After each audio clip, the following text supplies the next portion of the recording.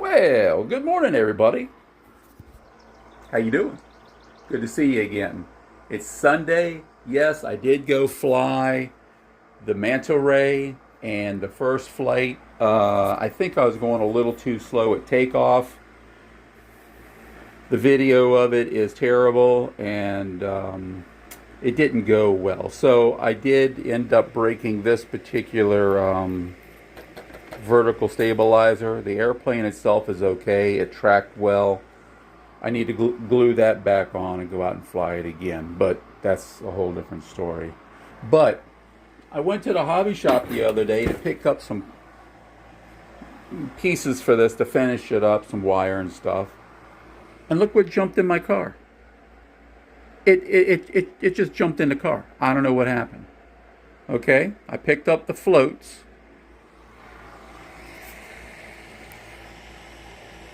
for the carbon cub. Okay, I don't know how it happened. And then I ended up painting them yellow. This is Krylon. It's called Sunshine Yellow or something like that. It's the closest I could find to that yellow. It's not a perfect match, but it's match enough. Definitely doesn't match that. This body has a little more red in it. Actually, it's more. Yeah, you see that's. But the rest of it is pretty close. Close enough. As we say here on the East Coast, close enough for government work. Because we know how much work the government people do. So, all right.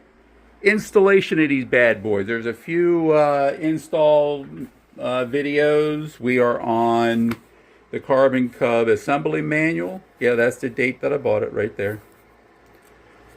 And let's go back to page 21 if y'all want to turn with me.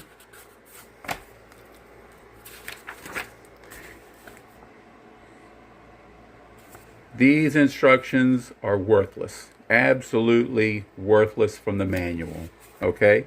So you may as well just put that somewhere else. Now I will say the instructions that did come with it are somewhat usable. But the only thing really nice about it, it gives you two different versions to put this on. You get the Super Cub or another one called a red and white Super Cub or something like that. And there's no Chinglish in this thing. No Chinese English. None of that stuff, which is really, really nice. Yay! So,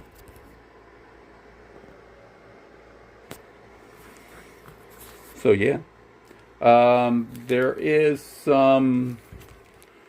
This came with the kit. Those are the rods I'm going to use in place of the rods that are given. I'm not going to use these, but I will use these horizontals. Okay. And they gave you another propeller. This is a higher pitched propeller. So let's get this going, and I'll be right back. Watch the let me get this right. Where's the camera lens? You got a flat spot on them. See a little fucking... Anyway, there's a flat spot on these rods. These are your horizontal rods. Flat spot. Be sure the flat spot goes up. A little something like that. So you can pre-make these and then install them at the pond and go from landing gear to floats within just a matter of moments. And then this is the hardware pack that is given to you. And I think this white thing goes to one of the other airplanes. I don't believe it goes to that. But with your kit from your Carbon Cub, you will need these little silver things right here 2 of those, and then the screws that go along with it. Okay, I'll put these on here in a moment. That way you can actually see them on the airplane. I know you all are just dying to see them, right? Hold on. Okay, so to assemble this stuff, like I said, we pre-assembled the sponsons. I got a trick on these also I want to show you, so don't let me forget. And on your airplane, we're going to remove the main landing gear. Okay, that's 4 screws, okay? Only 4. Ta-da! Okay, 4 screws, pull that out. You're starting to see where this this mount's going to go, right? Okay. All right, let's put these on. Now remember, I don't have none of these screwed into place as far as you know, everything's tight. There we go. Get that out of the way. Get that out of the way. And shove that in.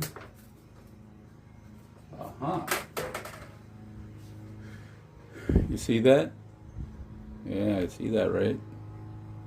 Look. So you have to watch for that, all right?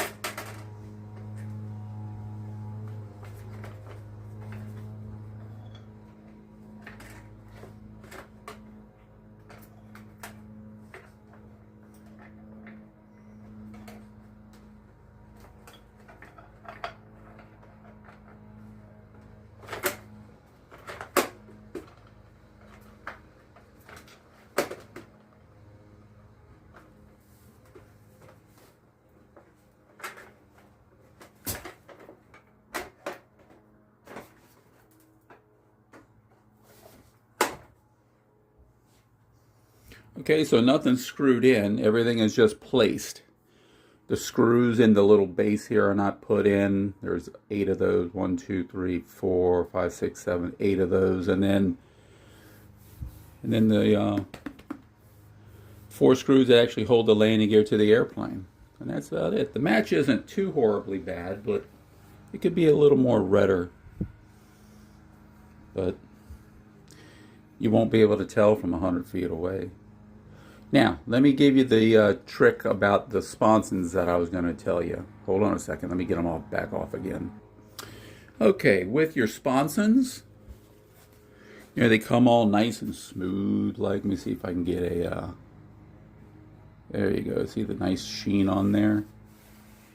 Okay, nice and smooth. This is it's like an ABS covering, and if you hold this up to the light, you can see there's just like a rib here and a rib here, and down you go. And this is just a very thin. You can, yeah, here's a cross rib right here.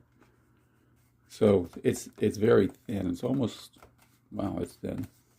Okay, it's like ABS. Anyway, the trick to this is what I learned in my boating days of hydroplane racing.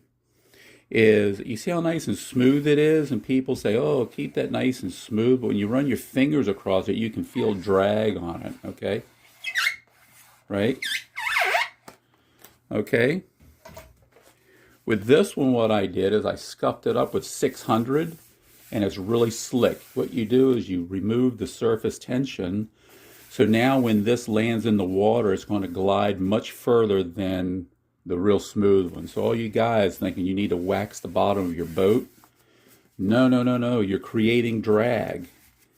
Hit it with some really fine sandpaper in the direction of travel. Okay, so the sponson is going, you know, that way. You want to lightly sand the bottom this way. Okay.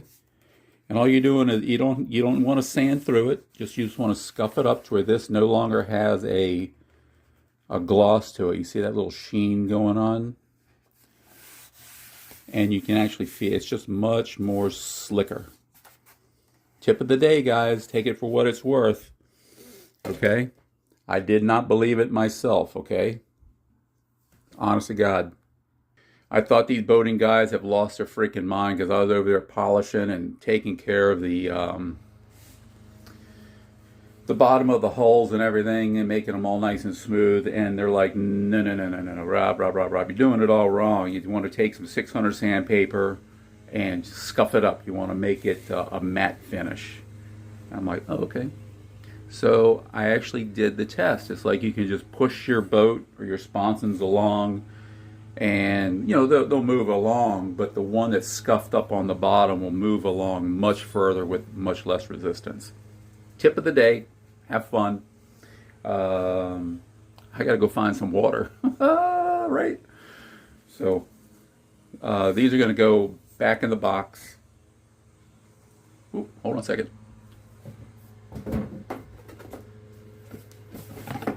These are going to go back in the box for now. There we go. And I'll just take them with me when I go to the park. There's a loading dock, a boat ramp where all the bass guys go out of, all the fisher guys go off. I can go down there and irritate them for a while. So, alrighty. That's about it. I had a great day. Cloudy and overcast. It looks like it's going to rain. The wind picked back up to about 12 miles an hour, so I'm glad I went out flying when I did. Alright guys, have fun. Catch you on the next one. Be safe. Get outside. Later.